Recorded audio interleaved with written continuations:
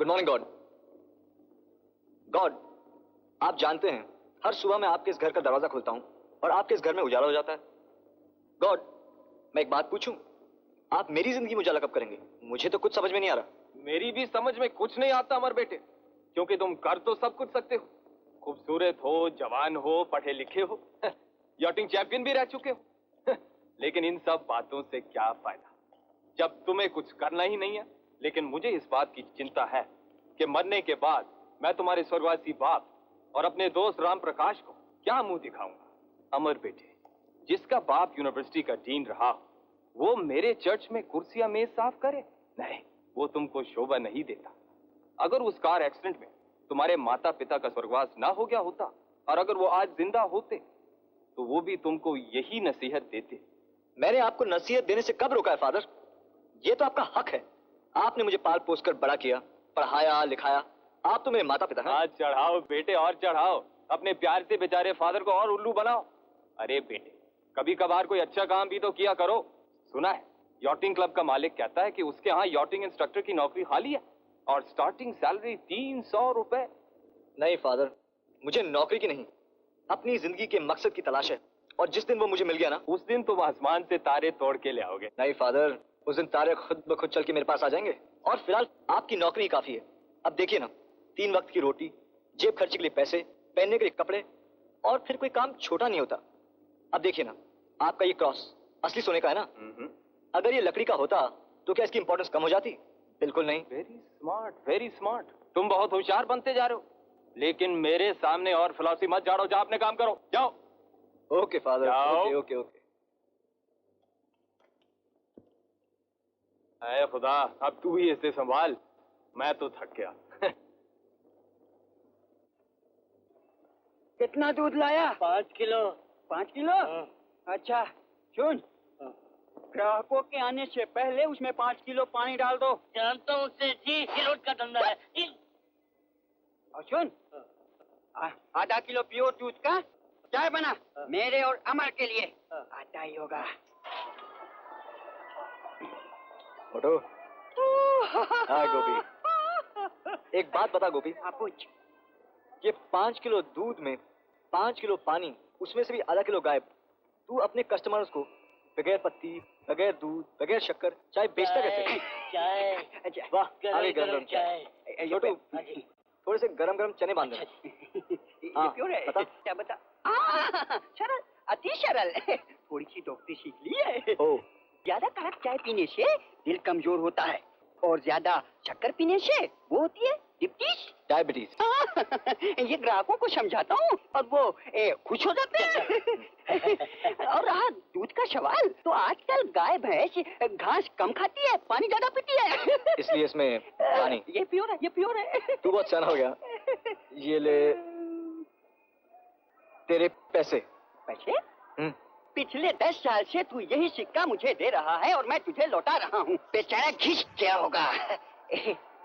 देख गोपी, मेरा फर्ज है मैं तुझे तेरे चाय के पैसे दूं, और तेरी दोस्ती का फर्ज है तू मेरे पैसे लौटा दे। अबे लौटा, अबे चल लौटा। हाँ, और ये गरम गरम चने खा और सेहत बना।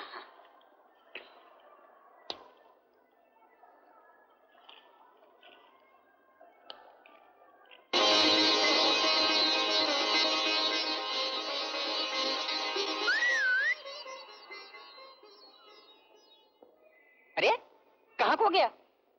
Wanted pen friends from India. अबे क्या बक रहा है? अबे बक नहीं रहा हूँ। देख, इस लड़की को हिंदुस्तान से पेन फ्रेंड्स चाहिए। क्या चाहिए? Pen friends. वो क्या होता है? अबे गधे, इसे कहते हैं चिट्ठी के जरिए दोस्ती करना। ये आजकल का मॉडर्न फैशन है, तू नहीं समझेगा। अच्छा। Miss Sonia, 48 Duncan Gardens, Acton W2, London, UK। यार गोपी, मैं तो इस लड़की को चिट्ठी लिखूंगा। तू लिखेगा? क्यों? अरे ये पुरानी किताब है, कितने लोगों ने देखी होगी ये हसीन तस्वीर और पढ़ा होगा इसका पता और लिखे होंगे प्यारे प्यारे खत। तो क्या हुआ?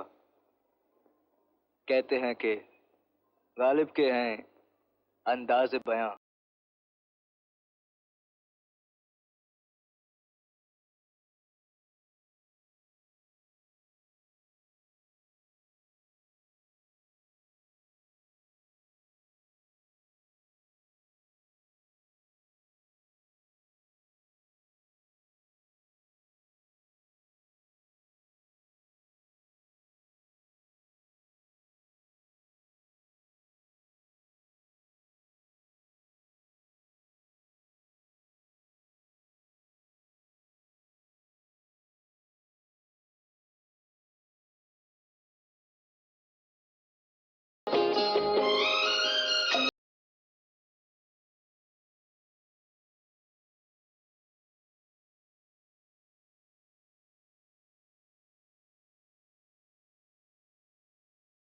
हाय दादा, हम आ गए। अरे मम्मी, व्हाट्स द मैटर? आप आज ऑफिस नहीं गए? लगता है मुझे यहाँ देखकर तुम्हें अफसोस हो रहा है, और होना भी चाहिए। ये सारे के सारे खत जो मेरे हाथ लग चुके हैं, और तुम्हारे दादा दादी की स्कीम जो फ्लॉप हो चुकी है। I don't understand, mummy. Yes, you do understand, my dear, and you understand it damn well. इनमें से हर एक खत तुम्हारे लिए इंडिया से आया है। क्यों? जब तुम जानती हो मुझे हिंदुस्तानियों से सख्त नफरत है, तो इन हिंदुस्तानियों के साथ ये खतों किताबत क्यों? ये पेन फ्रेंडशिप क्यों? But mummy, I will not allow it. And now you listen, you old man and woman. अगर तुम ये समझते हो कि इन खतों के जरिए तुम किसी हिंदुस्तानी के हाथों मेरी भोली भाली लड़की को फंसा दोगे, तो ये तुम्हारी भूल है, तुम्हारी विशफुल थिंकिंग है। तुम्हारा ये ख्वाब मैं कभी पूरा नहीं होने दूंगी। बहू, तुम्हारा जो जी चाहे तुम हमें कह लो, लेकिन सारे हिंदुस्तानियों को गाली देने का तुम्हें कोई हक नहीं। अगर तुमको हिंदुस्तान इतना ही प्यारा है तो वापस क्यों नहीं चले जाते अपने हिंदुस्तान? चला जाता। अगर मेरी पोती यहाँ नहीं रहती तो चला जाता। हमारे बेटे की आखिरी निशानी। काश हमारे बेटे की शादी किसी और। रुक क्यों गई? बोलती क्यों नहीं? काश मेरे बेटे की शादी किसी और के साथ होती। But there is a big if, Mrs. Rai. तुम्हारे बेटे ने मुझे पसंद किया, किसी हिंदुस्तानी लड़की को नहीं।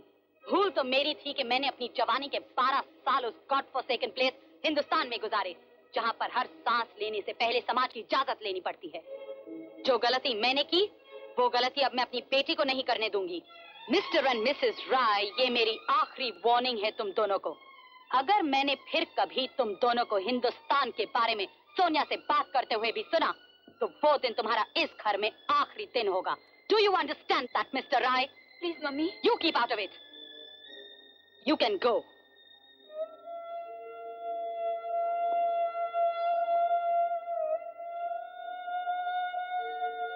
Arthur, tell the chauffeur to bring my car.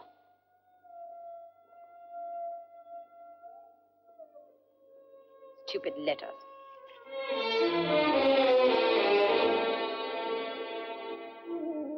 मैं तो पहले ही शादी के खिलाफ थी। जब तुमसे कहती थी कि ये बहू मेरे बेटे के लिए ठीक नहीं, उस वक्त तुमने मेरी बात नहीं मानी। और आज देखो, पोती के सामने किस तरह झिड़काती है हमें, नफरत करती है हमसे। हमारी किस्मत कि बेटा ये अंग्रेज बहू लाया। वो तो चल दिया और अरे रो मत, जो हुआ सो हो गया। होने की बात कौन टाल सकता है? हाँ, अगर आज हमारा बेटा जिंदा होता तो बहू की ये मजाल ना होती कि वो। दादा, I'm sorry दादा, I'm sorry दादी। मेरी वजह से आप दोनों को कितना कुछ सुनना पड़ता है। अरे सुनते रहेंगे, सब कुछ सुनते रहेंगे, जब तक कि हम तेरी शादी एक अच्छे हिंदुस्तानी लड़के के साथ नहीं करते थे। तेरी माँ ने वो चिट्ठियां फाड़ दी तो क्या हुआ? बिटिया, हमने तेरा नाम और पता हिंदुस्तान के कई अखबारों में छपवा दिया है। अब तो और बहुत सारी चिट्ठियां आएंगी, और वो चिट्ठियां मैं तेरी माँ के हाथ नहीं लगने दूंगा। हाँ। खूबसूरत हसीना,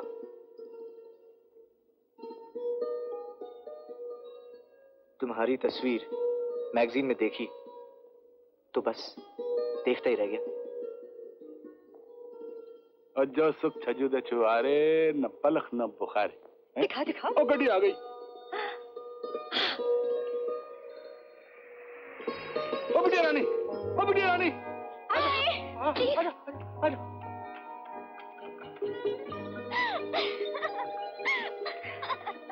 वो बुआ चिट्ठी देता ही नहीं था पोस्टमैन। तेरे दादा ने मैंने तो भोजे में हाथ डाला, फटाफट एक 50p निकाली, उसके हाथ में थमा दी, उसे चिट्ठी मुझे दे दी। जल्दी चल, तेरी माँ आती होगी। अच्छा जल्दी से चिट्ठी तो खोल। अरे दादी, इसमें तो पोस्ट कार्ड है। अरे देखो जी, ये तो अपना नैनीताल है। हाँ, देखो देखो। नैनीताल? अरे ये भी देखो। ओए, ये हमारा नैनीताल है। ओए, ये हमारा नैनीताल है बिटिया रानी। हम यहाँ रहा करते थे। हमारा यहाँ एक छोटा सा घर था। और ये देख, ये शेरवुड कॉलेज है। यहाँ तेरा बाप पढ़ता था। इस कॉलेज में 4 साल पढ़ा है वो। और ये साल ये नैनीताल का लेक है बेटा, कितना खूबसूरत है ना? और ये बोट क्लब है। और याद है मैं लखनऊ तुमसे शादी करके सीधे नैनीताल लाया था हनीमून के लिए। सब याद है, वो सांप की तरह बल खाती हुई सड़कें, वो लंबे लंबे पेड़, हाय। और याद है वो घोड़े पर पहली बार जबरदस्ती मुझे बिठाना, और थोड़ा जोर से हंसना और मेरा जोर जोर से रोना। हाय। और मेरी ये याद है हम लोग सुबह सुबह उठकर चाय ना पी जाया करते थे और सनराइज देखने के लिए जाया करते थे। और वो सर्दी में वो हल्की हल्की फुहार, हम दोनों एक छाते के तले यूं चिपके हुए, वो ठंड लगती थी इसलिए चिपकते थे। देखें ये नैनीताल से क्या खताया है। अरे ये क्या? खूबसूरत हसीना, ये मेरी आंखें हैं। अगर ये आंखें आपको भा जाएं, आपकी दिन का चैन छीन लें और आपकी रातों की नींदें उड़ा दें, अच्छा तभी मेरी तस्वीर की दूसरी इंस्टॉलमेंट आपको मिलेगी। अब टिल देन गुड बाय। एक हिंदुस्तानी, अमर। अरे वाह, एक अदा तो है आपकी। You have style. I like it, I like it.